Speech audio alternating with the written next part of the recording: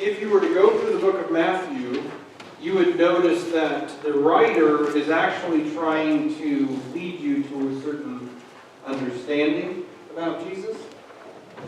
A lot of the times when we read the Gospels, Matthew, Mark, Luke, John, we think about, okay, these are the things that Jesus did. You know, we know that he told parables. We know that, we all know that he did some healings, which were great. We know about the crucifixion, the resurrection.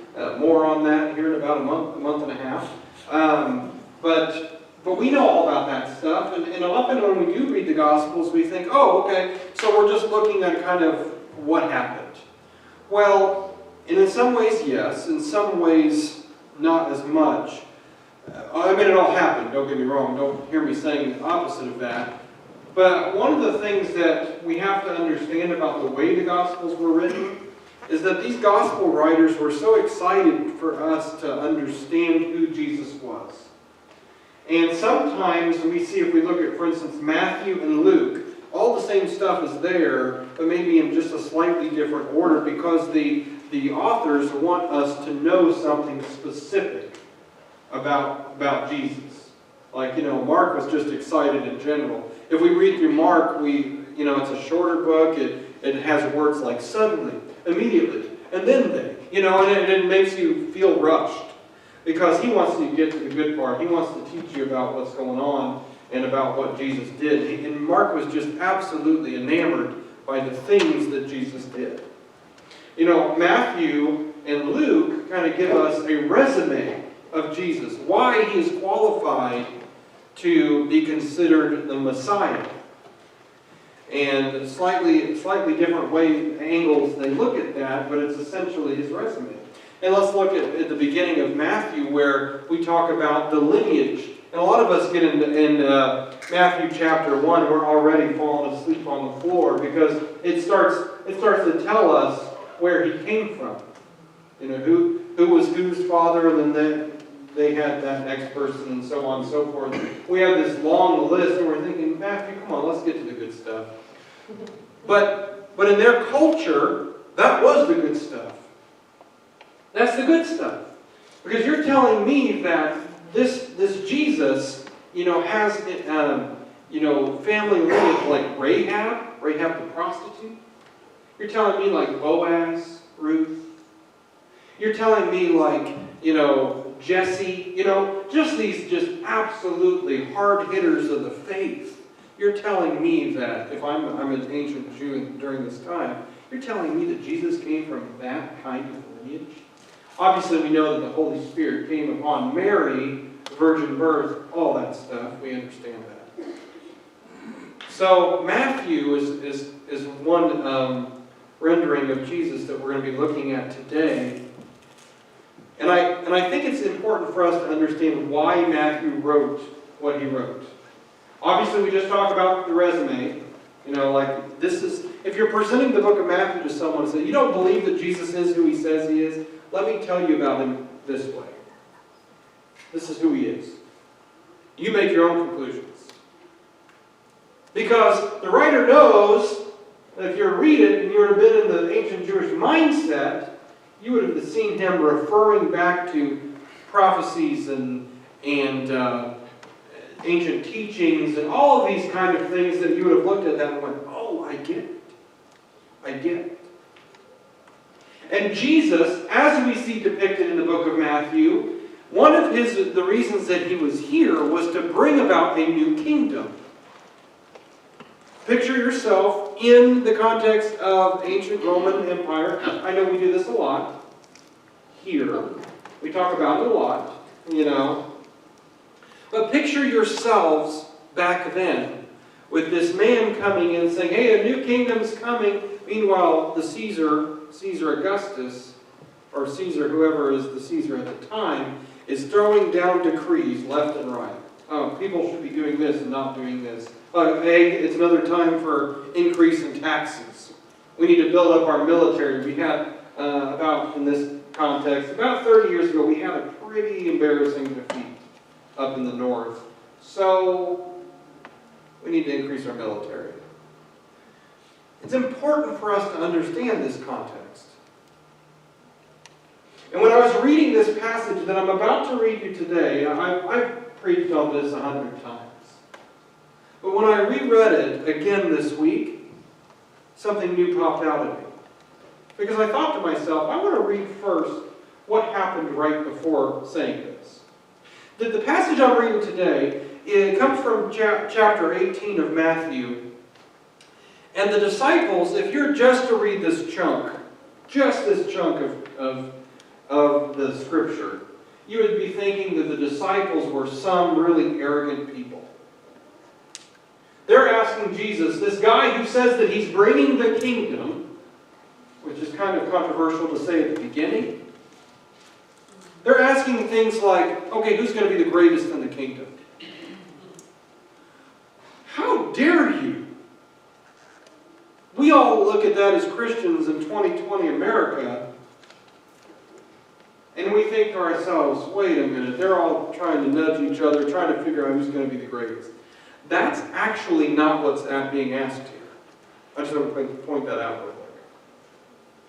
I've even preached that way. Oh, these disciples, they just wanted to see who was the best among them. And there are other times where they do that. But this is actually not where they're doing it. So they ask an important question, well, who's going to be the greatest in the kingdom? And they ask that because of this. I want to read out loud this little story that happens right before what we come to. Okay? It's not going to be up on the screen, but I want you to hear what's happening. And I want to lay a little foundation and say that back in those days, in order to get into the temple, if you were 20 years old, if you were a male that was 20 years old or older, you had to pay a temple tax. Okay? You had to go in there, pay a temple. And temple tax actually was established back when Moses was around. They were just trying to keep up the nice look of the temple or the tabernacle back then. So it'd be like me, before you ever came in, saying, are you 20 years old or older? All right, pay up before you walk in. I'm sure that we would have a crowd that was busting at the seams today if I did that. Right? Before you walk in, some of you feel like that when the offering basket goes by the way, but like, oh, I got to pay, like paying a tax. No, that's not what it is. But in those days, it was common, not a big deal. No one's going to get hurt about it. We need to keep up the look of the temple. We need to make sure that its structural integrity is sound. Maintenance, the janitor, you got to pay for all those kind of people, So that was something that was common. Now, what was not common was another empire coming in and upping the tax a little bit so they can scrape a little off the top. That's what was happening here. So when we hear the word king in this particular context that we're about to read, we're talking about Caesar. Okay? So, I want to read you this quick story and help you to understand what's coming up. After Jesus and his disciples arrived in Capernaum, the collectors of the 2 drachma temple tax came to Peter and asked, "Doesn't your teacher pay the temple tax?" "Yes, he does," he replied. When Peter came into the house, Jesus was the first to speak. "What do you think, Simon?" he said. "From whom do the kings of the earth collect duty and taxes?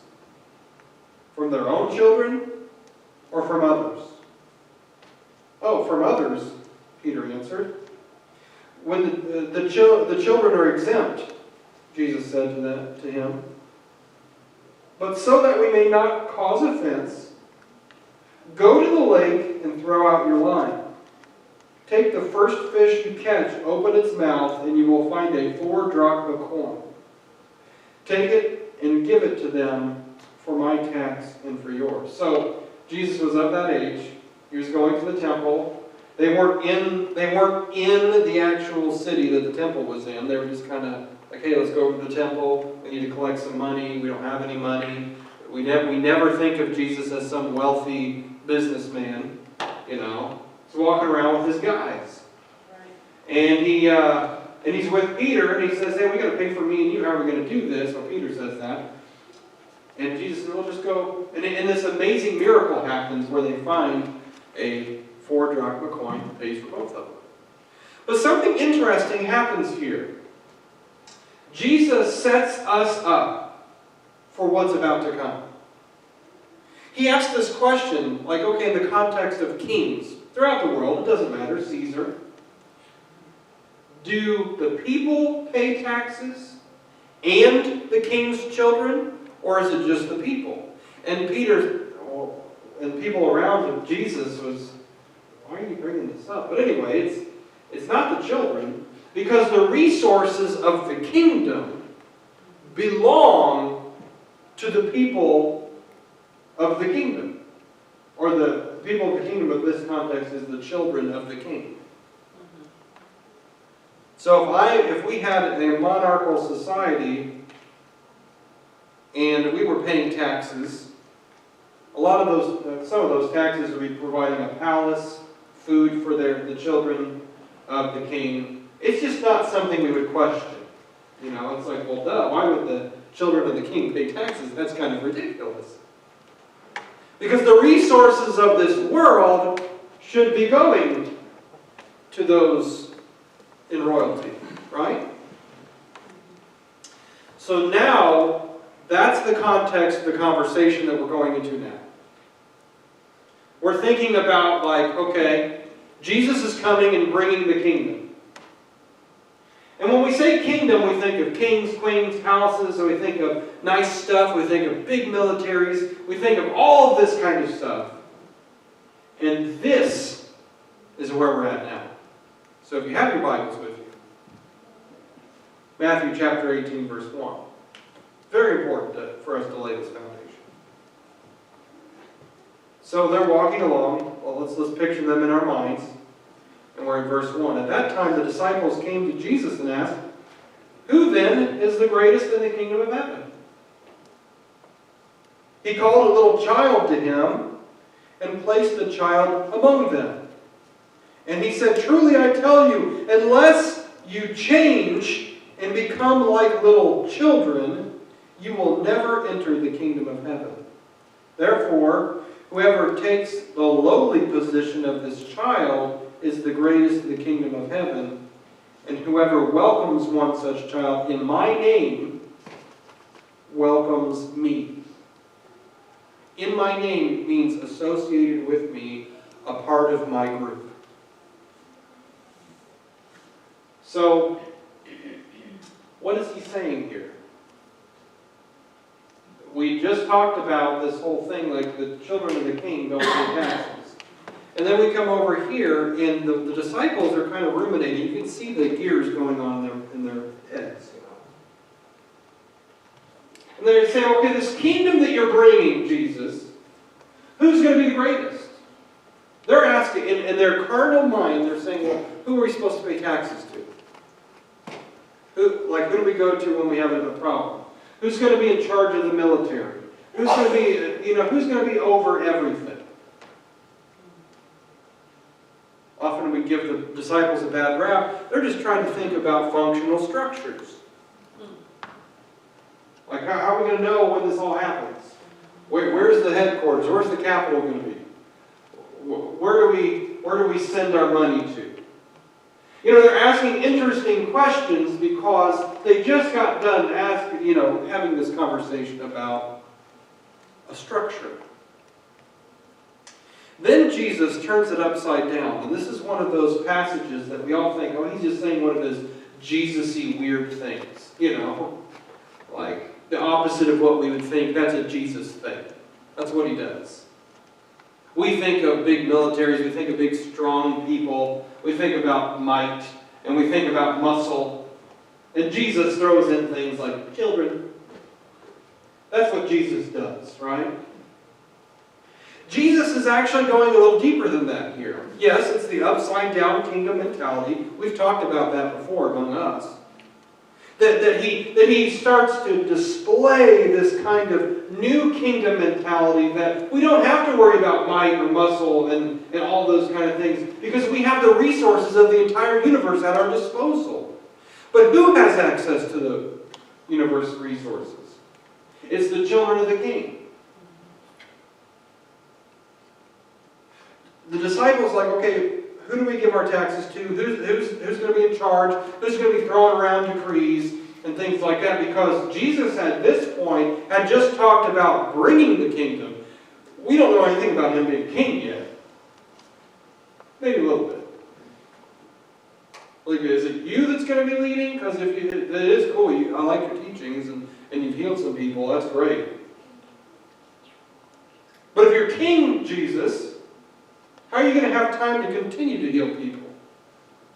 And continue to do the teaching? I mean, you have kingly things to do. But what we don't realize is that is the business of the kingdom. Why did we go to war? Why do we have the different programs in this kingdom here? It's because people are fundamentally broken. We live in a fallen world. It's because there are people that are hurt. It's because there's hate in our world. It's because at the very core, we want what we want, and we want it now.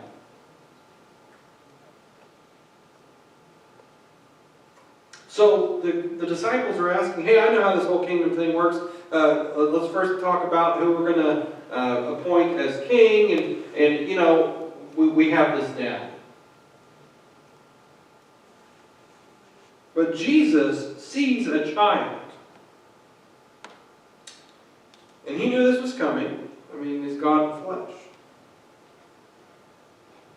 And he says, well, he almost sidesteps the question, to be honest. He said, well, let's first talk about what the citizens of the kingdom are going to look like before we talk about who's the greatest. Do you see this child? Unless you become like this child, you will never enter the kingdom of heaven.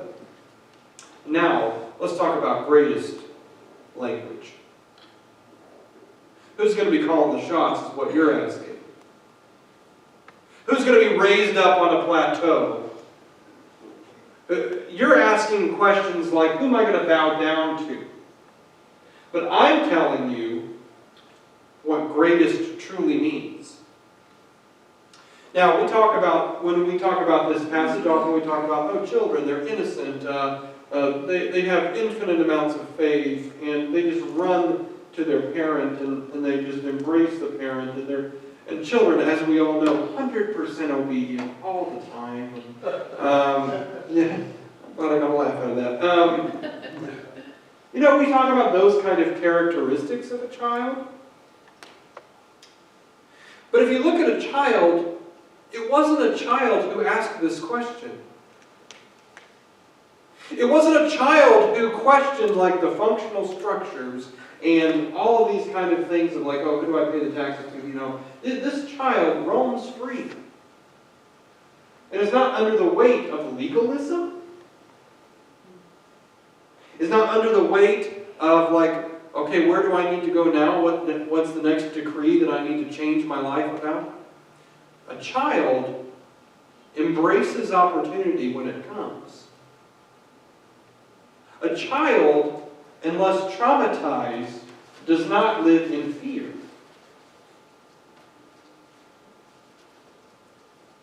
I mean, they're scared to do some of the weirdest things, aren't they? But other things, it's like, why are you jumping off the roof?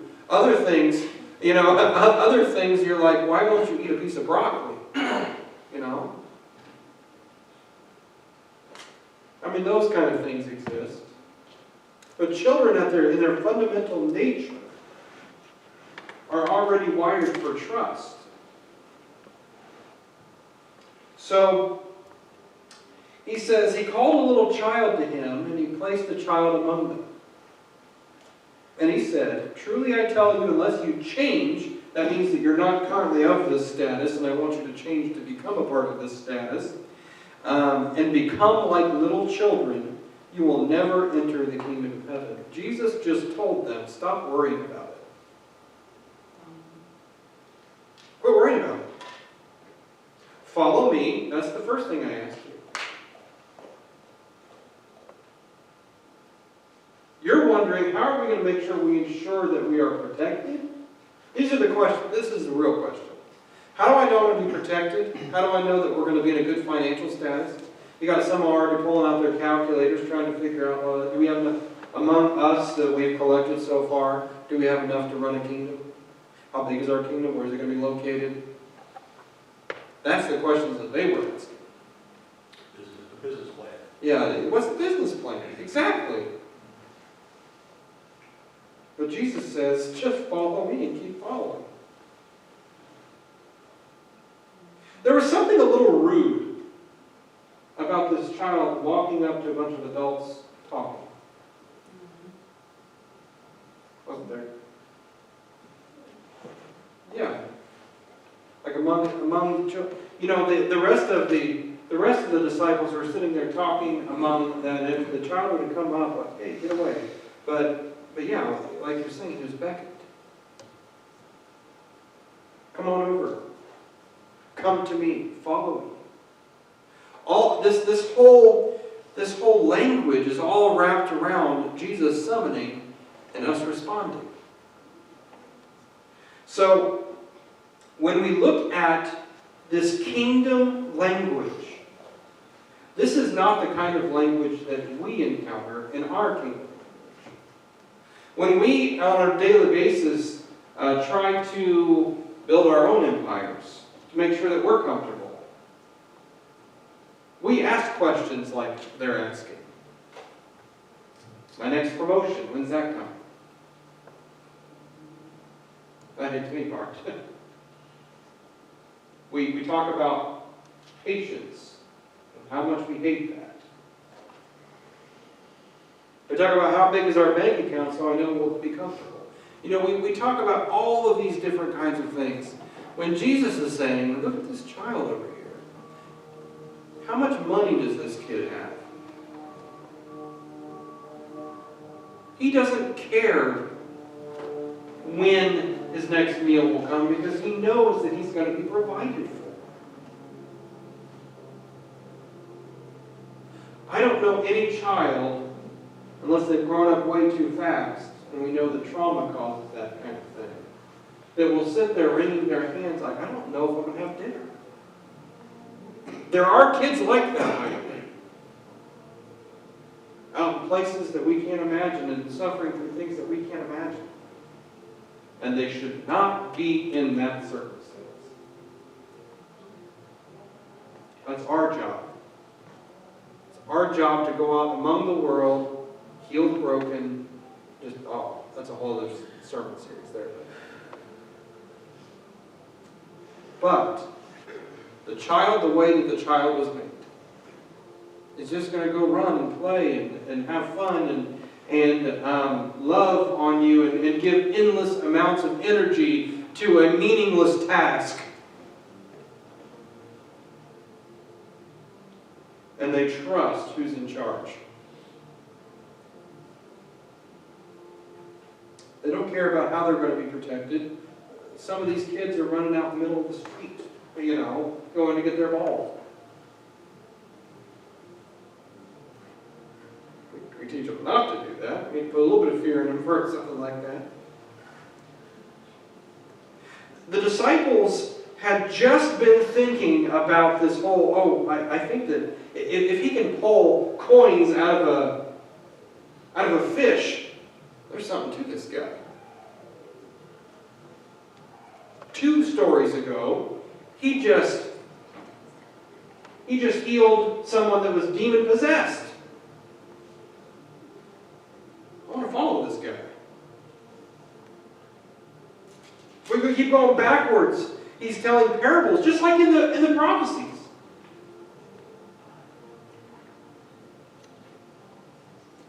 He has confronted already, at least twice, he's confronted these Pharisees. You don't do that. And then, the most important of all, the transfiguration. We're connecting him with Moses at this point. There was something different about his face. And he changed, and we could physically see this Jesus who we've been following. He is who he says he is. Oh, if he has not convinced you by now, then he's not going to convince you, by the way. He's bringing the kingdom. He's telling us about this thing called the gospel, the good news. And in our particular culture, we're talking about the good news, that Jesus died and he was resurrected and he saved us from our sins. Yes, that's not actually what they would have heard. They would have heard words like victory, the new kingdom coming. They didn't know anything about the crucifixion and the resurrection coming out. So what would the good news have been to them? It means that your toiling is over. You don't have to worry anymore.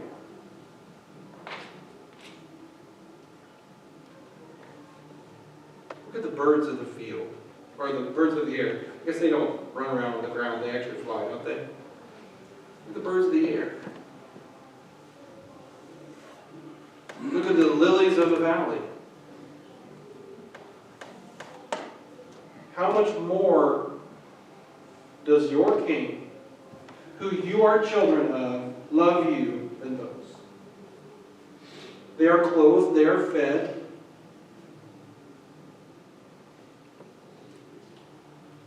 So, what does it mean to become like a child? In the context of the kingdom of heaven, it means that we are getting up every morning and leaning on the King. We've put all of our eggs in that basket, and there is no plan B. If Jesus doesn't do it, if He doesn't come through, then we're sunk. What would it be like to live life like that? Instead of the way that we do it here today. Like, I sure love Jesus and I love following Him, but I got to have some sort of safety net just in case.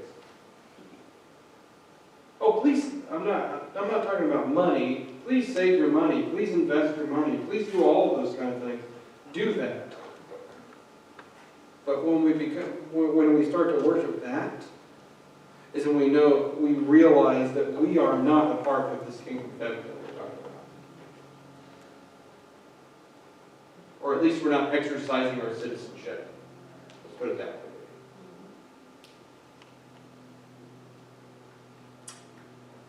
So where are you at on the spectrum? If there to be a spectrum, a visible spectrum. Are we fully trusting and relying on Him? Or are we leaning on our own understanding? Because I've read something that says don't do that.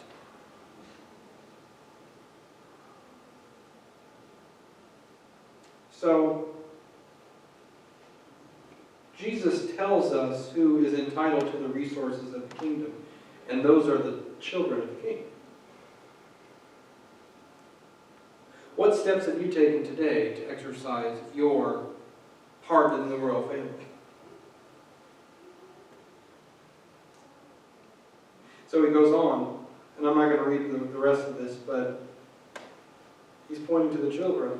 And you know how innocent and how trustworthy, and how trusting they are. He goes on to talk an entire a few paragraphs about if you hurt one of my kids, if you cause one of them to stumble, you're bringing onto yourself a punishment that you don't want to bring upon.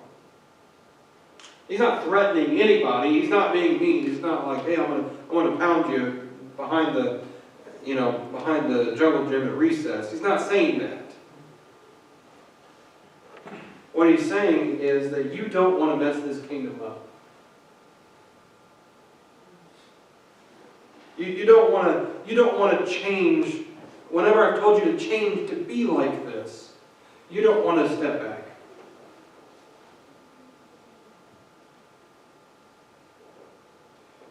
So then we go on to talk about sin in the church, wandering sheep, things like that. So this month, we're going to be talking about kingdom, the series is called Kingdom Come. What does it mean, and what is Jesus actually trying to say when he's talking about this coming, future-wise, but also current kingdom? Is it just a kingdom like we're talking about, palace, military, or is it more? So, that's what we're talking about. So praise team, I'm going to ask the praise team to come forward. And I just wonder today, as the altars are open, how many of us need to renounce our citizenship of the world as our only citizenship? How many people need to do business with God and say, I trust you? Wherever you lead, I'll follow. Whatever that looks like. Some of us need to maybe reflect on what it means to become like a child, like they're talking about. So, we're going to have that opportunity today. They're going to sing, and if you want to come up here for prayer.